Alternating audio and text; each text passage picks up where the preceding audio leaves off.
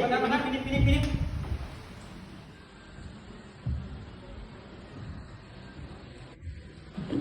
Ya, selamat pagi anak-anak. Yang sebelah kiri itu diam dong.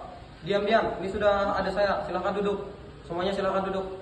Ya, selamat pagi semuanya. Oke anak-anak, karena hari ini Bapak tidak ingin memberikan materi baru, jadi Bapak ingin mengulang materi minggu kemarin, yaitu tentang struktur hukum. Karena ingin mengulang, Bapak ingin mendengarkan kalian semua yang sudah tahu dan masih ingat, tolong angkat tangan. Ada yang tahu nggak soal struktur hukum? Saya Pak. Struktur hukum merujuk pada kelembagaan yang dibentuk oleh sistem hukum dengan berbagai fungsi untuk mendukung operasional sistem tersebut. Oke, silakan Bapak duduk. Terima kasih, bagus sekali. Ya, selain tentang struktur hukum, ada yang tahu apa sih itu unsur-unsur hukum? Saya Pak. Ya, silakan Pak Yat.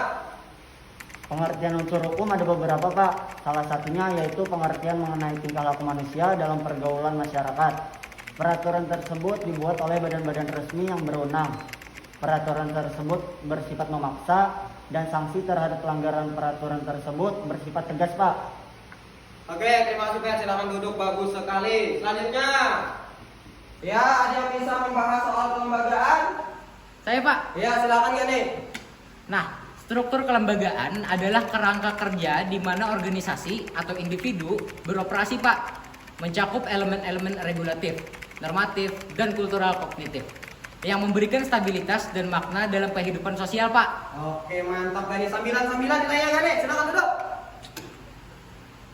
Iya, tadi sudah dijelaskan oleh Gani soal kelembagaan. Selanjutnya Bapak pengen nanya nih, struktur kelembagaan hukum ada yang tahu nggak? Saya Pak. Ya, silakan Pak berdiri. Jelaskan. Sistem kelembagaan hukum di Indonesia mencakup berbagai mekanisme yang mendukung pembentukan dan juga pelaksanaan hukum. Struktur ini meliputi lembaga peradilan, Mahkamah Agung, Mahkamah Konstitusi, dan juga Komisi Yudisial. Dan adapun aparatur penyelenggara hukum seperti kepolisian, kejaksaan, dan juga kehakiman. Oke, terima kasih Pak Andi. Silakan duduk. Iya, Jampol 2, Hagan 4 orang yang bisa menjawab. Padahal Bapak sudah menjelaskan minggu kemarin, tapi masih ada yang belum paham soal materi struktur hukum. Ini yang 4 orang sebelah kiri ini bisa atau tidak? Paham kada? Coba paham kada? Paham aku nih, Aduh, kayak kami ini paham benar. Pak, kami ada paham Pak, kami ini pintar benar itu. Kan lagi situ kada mendengarkan. Amun kayak ini buat ikam kada paham kayak apa ulangan. Mulai besok Bapak menunggu kalian bikin tugas video ulah berlima. Siapa yang kada hadir hari ini? Siapa? Sengaja Bapak suka kada mendengar supaya buat ikam mengucapkan. Jadi bersama Kudael berlima orang bikin video. Lah, besok Bapak tunggu di sini harus dalam bentuk video. Kayak apapun videonya harus selesai besok. Paham? Paham. Ya. Bukakan Bang. Oh. Ya.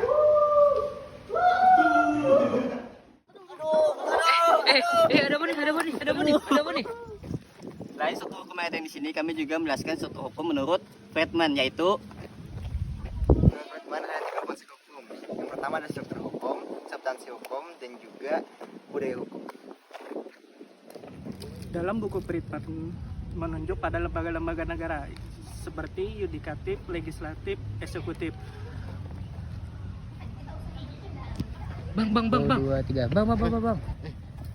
Substansi atau legal substansi adalah output dari sistem hukum yang berupa peraturan-peraturan, keputusan-keputusan yang digunakan baik oleh pihak yang mengatur maupun pihak yang diatur. Oh, gitu. 6. Budaya legal culture yang terdiri dari nilai-nilai dan sikap-sikap yang mempengaruhi bekerjanya hukum.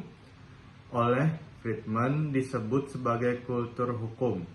Kultur hukum inilah yang berfungsi sebagai jembatan yang menghubungkan antara peraturan hukum dengan tingkah laku hukum seluruh warga masyarakat.